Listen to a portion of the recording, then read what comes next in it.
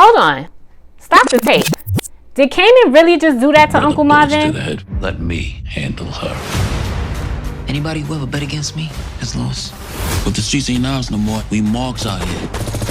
Snaps and pops in to see that you're dedicated. I'ma handle it. You know, Kelvin. She's gonna do something crazy, Kanan. Kanan just like the game. The more you push, the further away that shit gonna get. I am completely sick to my stomach right now, you guys. Welcome back, roomies. Welcome to Read the Room TV. I'm your girl, Prissy D, and we are here with another reaction, review, whatever you want to call it, but we are definitely reading the room on the last episode of Raising Kanan, and we have to talk about this devastating act that dropped. Let's get into it. Season 5, episode 7 of Raising Kanan completely broke me from the big series finale, and the writers are just ripping our hearts out.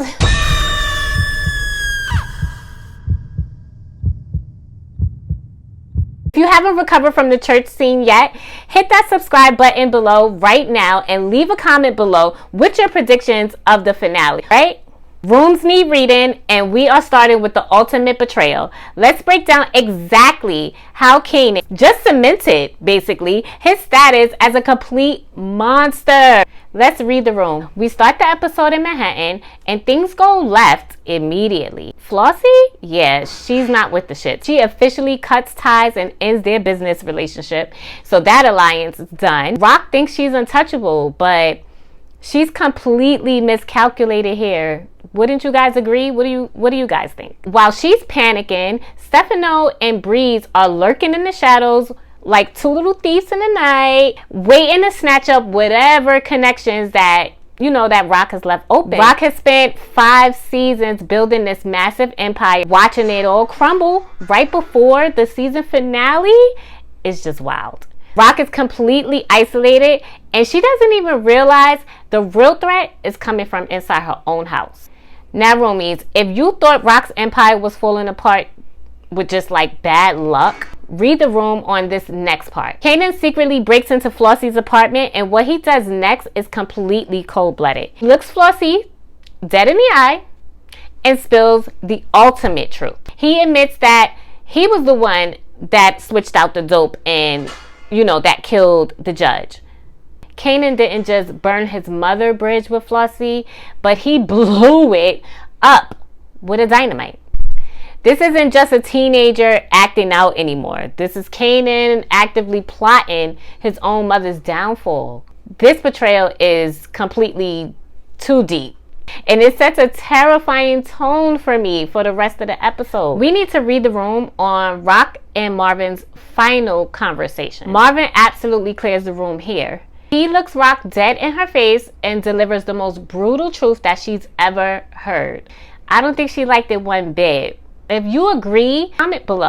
He calls her out on her trying to win this obsession of Kanan's love back, telling her it has completely blinded her to the destruction around them. I mean, did he lie? But the part that tore me up was when Marvin brought up all the kids that Rock has gotten killed or destroyed over the years. And she didn't like that one bit, roomies, did she? No. London Brown's acting in this scene was a master class. You could feel the regret dripping off of him. It was so intense. Marvin knows the bill is coming due for their lifestyle, and watching him try to wake Rock up before it's too late was devastating, really. Little do we know this was the beginning of his goodbye. Moving on to scene 4, let's read the room on Kanan and Jarita. This breakup was absolutely freezing cold, roomies. Jarita is finally starting to open up her eyes and see Kanan for who he really is. She looks at Kanan and sees the dark, manipulative monster that he's truly becoming, that he's turning into, or that he's really always been. She sees right through him, but instead of trying to deny it, Kanan shows us exactly who he is. He heartlessly tells her that whatever they had together was never even real. Like, girl, you couldn't tell? You're the one who said from the beginning that you just a HO...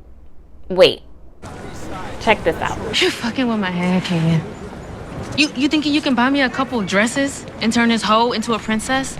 And that He shit is isn't real. completely stripping away his humanity piece by piece. And this scene proves he is officially past the point of no return. Now, in this next scene, the tension in this room was absolutely suffocating. Jukebox and Kanan meet up, and Jukebox finally put all the pieces together, and she confronts Kanan, right? She looks him in the eyes and tells him point blank that Snaps and Pop are the ones who put Famous in the ground, in the dirt. But read the room on Kanan's reaction, roomies. He doesn't care. He doesn't blink. He doesn't even like make any type of emotional gesture at all. Jukebox then realizes that Kanan already knew, and what's worse is that he absolutely has no intention on getting revenge back for Famous. Drop a comment below, roomies, if you feel like Kanan is really becoming this like cold person. You can see the exact moment where the bond between these two cousins shatter forever too, right? So drop a comment below as well and let me know how you think their relationship has been going since the season started, and where do you think the relationship is going to end up. I think Jukebox realizes Kanan is completely a hollow shell, and she decides if justice is going to get served for Famous, or does she have to be the one who pulls the trigger herself? All right, roomies, let's read the room on Jukebox because she did not come to play in this scene. Previously, we talked about how she is adamant on get back for Famous. And in this scene, she tracks Snaps and Pops all the way down to Central Park. And with no hesitation, no long speeches, she just handles business. She pulled the trigger and brutally executes both of them right then and there. I was shocked, roomies. Now look, Snaps and Pops had it coming for what they did to Famous and what they're doing, period, throughout the season, right? But seeing Jukebox take 2 lives in cold blood is wild. She completely crossed the line in this episode, and there's no turning back for her now. She got her revenge, but you have to wonder, what did that just cost her soul? We have to read the room on Kanan and Uncle Marvin. This is what broke me, roomies. If you guys feel the same way, please drop a comment below and let me know your feelings on thus far what's been going on. While Jukebox is handling business in Central Park, Marvin is at the church, right? And he's simply just trying to leave money behind for his daughter. He's trying to make things right. I wouldn't say with God, but definitely with himself. And who walks out the shadows? You got it, roomies. Kanan. His own nephew ambushing him in a house of God. Marvin looks at him and realizes it is what it is and refuses to beg for his life. Instead, he lights up one last cigarette, looks Kanan dead in the eyes, and taunts Destiny. And Kanan, cold-blooded, heartless, he guns down his own uncle. Another uncle. Uncle Marvin is officially gone, roomies. Kanan has completely crossed the point of no return. Jukebox is stained with blood, and Rock's empire is turned to ashes. The series finale is going to be absolutely blood, tears, and chaos.